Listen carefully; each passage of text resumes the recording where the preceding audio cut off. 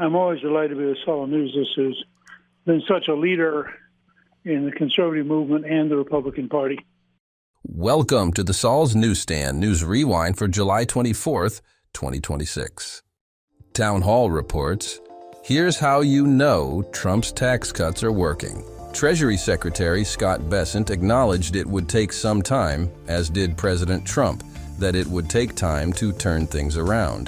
The reason? Biden has damaged this country. But we are already seeing results from the impact of the big beautiful bill, as working-class tax cuts have sparked a renaissance in American manufacturing. The White House issued a press release that included a table based on the National Association of Manufacturers report showing how many jobs were protected and the resulting GDP and wage savings.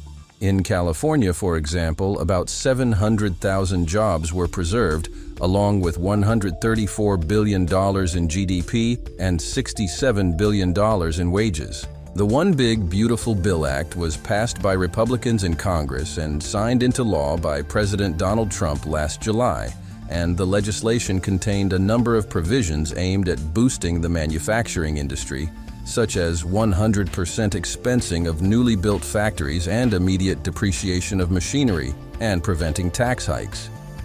Axios reports, House Republicans outraised Democrats in June. The House Republicans' campaign arm brought in $17.6 million in June, leaving them with $92.7 million in cash on hand, Axios has learned.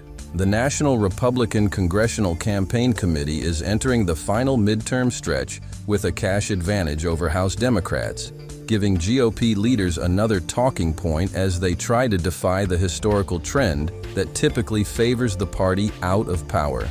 The Supreme Court's ruling last month allowing unlimited coordinated spending between national party committees and candidates supercharges the NRCC's fundraising advantage. NRCC spokesman Mike Marinella told Axios, quote, Republicans are building a campaign machine to win.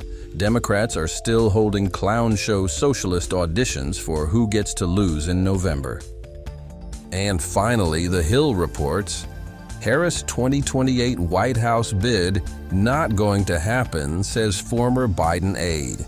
A former Biden administration aide said Tuesday he doesn't believe former Vice President Kamala Harris would have much of a chance at winning the White House in 2028 if she runs again.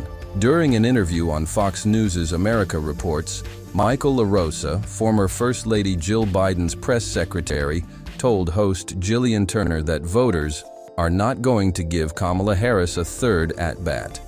The conversation started because of a New York Magazine article, which identified Harris as the frontrunner for the Democratic presidential nomination in 2028. Minion Moore, a Democratic strategist, said to the outlet, she's been listening to the American people and really trying to figure out what's impacting them and how she can be of service to them. LaRosa pushed back on this directly, arguing that Harris has decades of political experience and needs to instead start leading. He added that voters want a new presidential candidate. And that concludes your Saul's Newsstand News Rewind for July 24th. For more political news faster, visit saulsnews.com.